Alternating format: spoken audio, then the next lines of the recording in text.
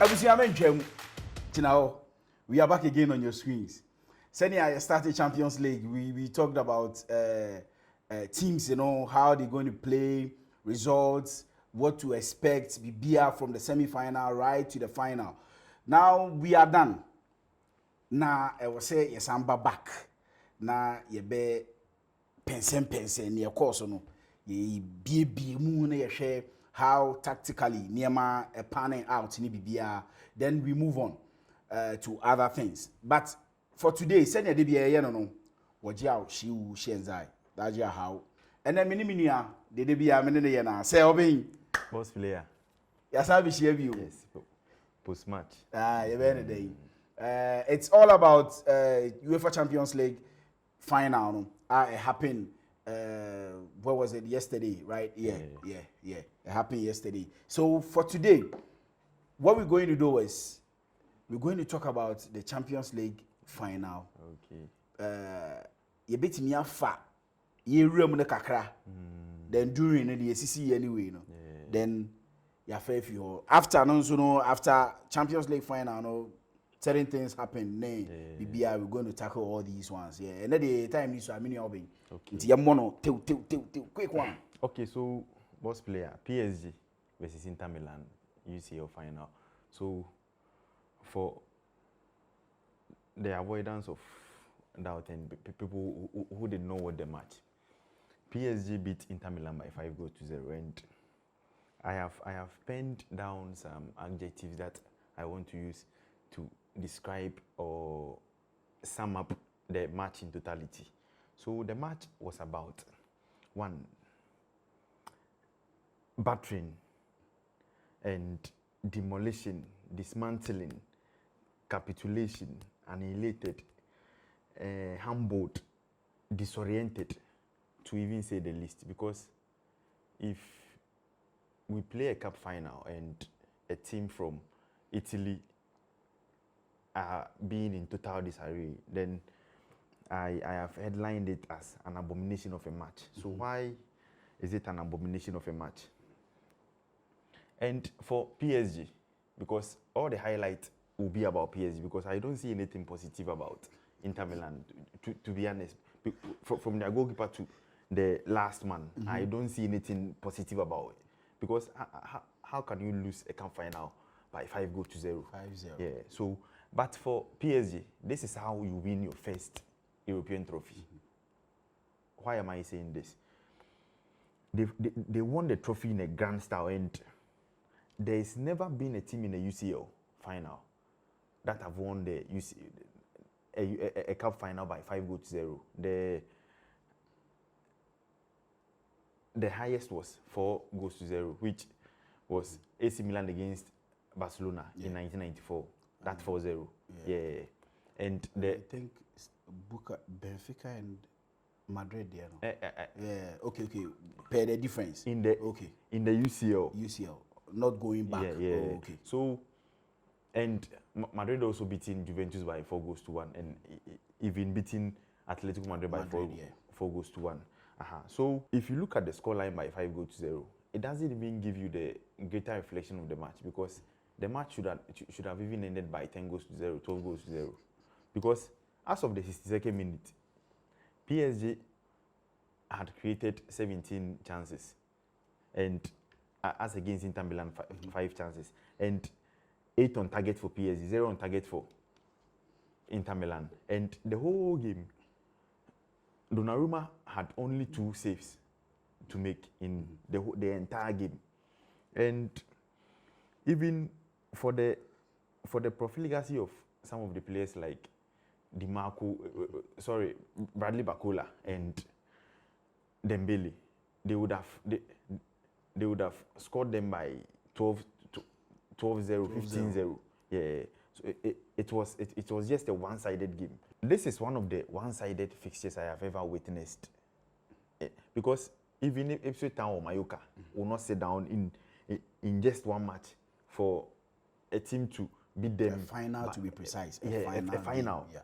Because of all the days, you shouldn't lose a final by 5-0. And what amazes me about Inter Milan is, from the group stages to the quarterfinals, That was 12 matches. They conceded only 5 goals. So how can you concede 5 goals in a cup final? It doesn't make sense. So everybody in the Inter Milan set, from their president to the last person, should bow their heads and say, yeah, to everybody. Yeah. And a team to have been touted as a very defensively solid team to have conceded 5 goals to 0, it's something which is unfathomable, because how can everybody be poised for this particular game and then you go lose by this huge margin? Because nobody anticipated this type of scoreline. And for even investors, they were very, very down, because a lot of people thought at least Inter Milan would have scored at least a goal. Yeah. PSG had every department working, from their goalkeeping from their goalkeeper to the last man. And looking at the ratings of the game, it sums up everything about the totality of the game, because they had a near perfect game. Because from their goalkeeper to their number 9, they pressed from minute 1 to minute 90. Yeah. And for Inter Milan, I am even lost for words, because how can you play a cup final losing by 5 goals to? Yeah. I don't even understand. Do you think it's their approach? How they approach the game? In a cup final, they said, there's a saying that do not destroy whatever you've built in the past. I chose Pavard in my pre-match preview because he's been fit for at least a month, and for his vast experience, I chose him for that position. But Bisek has been playing that position from the group phase through the semi-final. So at least give him the nod. And when it's about 60 to 70 minutes, you slot him Pavard. Yeah, because you don't change the winning team. Sure. PSG came with the same set. So it was a good game, but it was a one-sided game. This is what we call total ownership, or because they own the game. I am going to pick department by department, from the goalkeeping to the attacking department. For Donnarumma, he had less of nothing to worry about. He was just on a holiday. Yeah, he was just on a holiday. And for the fullbacks, Nuno Mendes, although he was being tasked to defend solidly, he created the most chances in the game. Hakimi had the first goal in the game. So for the fullbacks, they did what they had to do. And for Pacho and Marquinhos, they need no introduction. They were very solid, because as we reiterated in the pre-match preview, they were very susceptible to set pieces, but this time they defended every set piece being thrown at them. And for the midfield trio in João Neves, Vitinha, and Fabian Ruiz, I have never seen a balanced trio in this tournament than these boys. And in football, your leg should be in connection with your brains. And so, looking at Mkhitaryan, for example, he has the brains here, but his legs couldn't carry him where Vitinha and João Neves could go. So they were run riot over in the midfield. And for the attack, Achebi is 36 years, and he was being 37. Yeah. He was being dragged by the front three of the way they intertwined. At a point, Bakula was just doing what he's not supposed to be doing to an old man.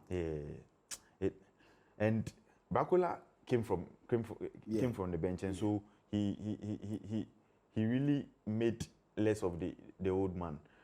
And okay, so let's move on to Luis Enrique.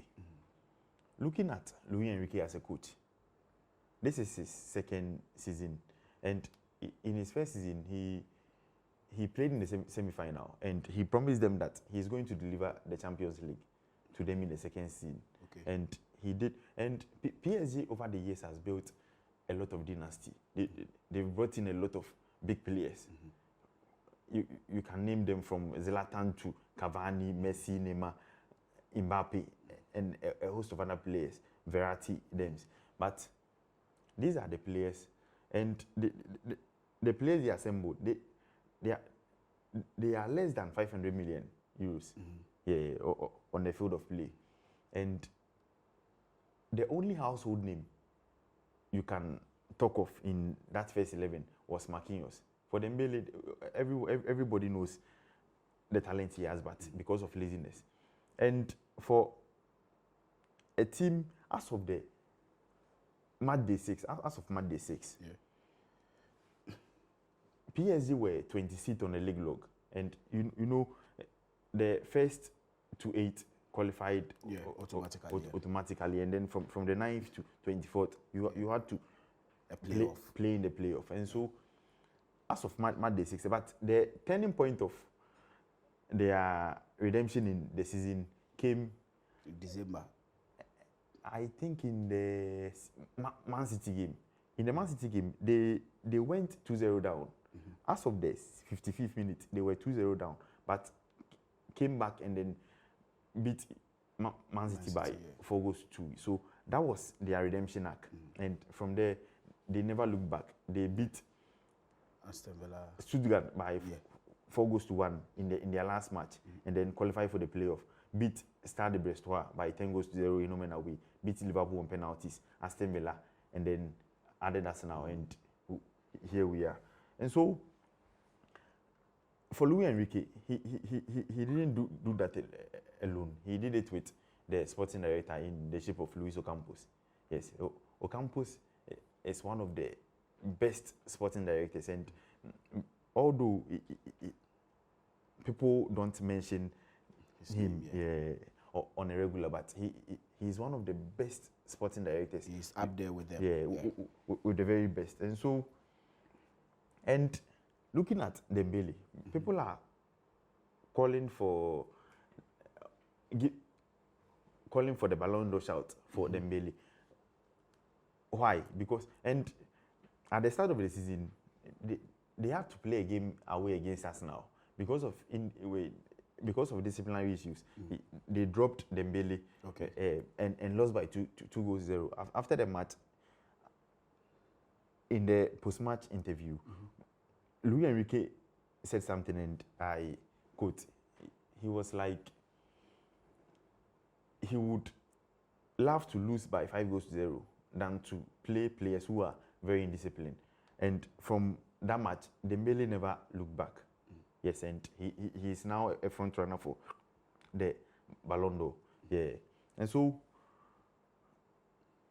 he's also made some players like Desire Doué, and Kvaratskhelia was only brought in during the January transfer. And at the start of the season, the front three was Can in Lee, Can and Asensio, together with Gonzalo Ramos. Yes, but they ended the season with Dembele, Desire Doué, and Kvicha Kvaratskhelia.